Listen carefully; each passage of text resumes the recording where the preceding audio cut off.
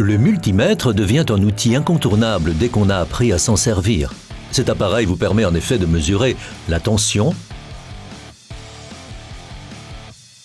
l'intensité et la résistance. Le fil noir s'insère dans le connecteur COM. Il y reste toujours. Le fil rouge s'insère généralement dans le connecteur V-ohm milliampères. Si vous souhaitez réaliser une mesure pour une grande intensité, raccordez le fil rouge au connecteur 10 ampères. Nous mesurons tout d'abord le courant électrique dans ce circuit simple.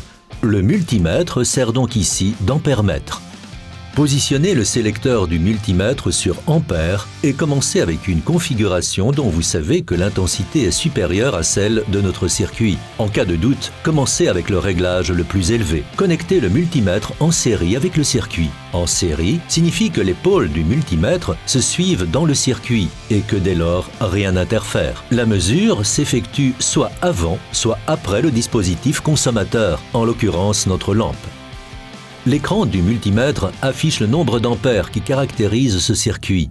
Si le nombre est très faible, basculez vers une valeur inférieure sur le multimètre pour obtenir une lecture plus détaillée. L'intensité se mesure lorsque l'on veut connaître la quantité de courant que les dispositifs consommateurs prélèvent au sein d'un circuit donné. Cela permet par conséquent de savoir si l'ajout d'un dispositif consommateur est possible. Vous pouvez aussi voir s'il y a une consommation en veille importante. L'intensité permet en outre de déterminer l'épaisseur de câble ou le type de fusible nécessaire pour un circuit. La fonction suivante de votre multimètre est celle de voltmètre. Nous connectons pour ce faire le multimètre parallèlement au dispositif consommateur. Parallèlement signifie que le pôle positif du multimètre est raccordé au côté positif du dispositif consommateur et le pôle négatif du multimètre au côté négatif du dispositif consommateur. Il n'y a aucune différence en cas de courant alternatif du moment que l'on travaille en parallèle. Positionnez le sélecteur du multimètre sur volt et commencez avec une configuration dont vous savez que la tension est supérieure à celle de notre circuit. En cas de doute, commencez avec le réglage le plus élevé. Nous mesurons ici directement sur le réseau électrique et sélectionnons donc la fonction courant alternatif. L'écran du multimètre affiche le nombre de volts qui caractérise ce circuit. Une troisième fonction du multimètre est celle d'ohmmètre. L'élément dont on veut mesurer la résistance doit être déconnecté du circuit électrique ou de toute alimentation électrique. Le multimètre envoie en effet lui-même un courant infime au travers de l'élément à mesurer. Nous connectons pour ce faire le multimètre parallèlement à l'objet mesuré. Positionnez le sélecteur du multimètre sur ohm.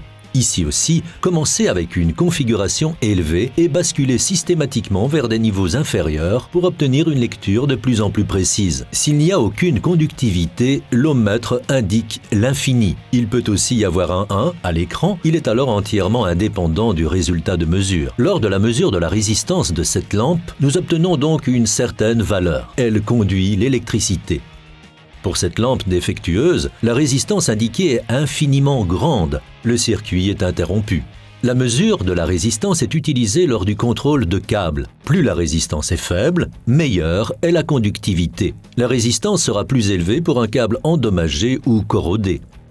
Nous pouvons également savoir si des interrupteurs, qui ne permettent pas d'inspection visuelle, fonctionnent encore. Nous pouvons aussi voir quelles sont les connexions ou relations qui existent entre différents éléments. En d'autres termes, si l'interrupteur est unipolaire ou bipolaire. Si votre multimètre possède aussi un testeur de continuité, vous ne devez pas constamment regarder le petit écran pour savoir si une connexion donnée est encore intacte.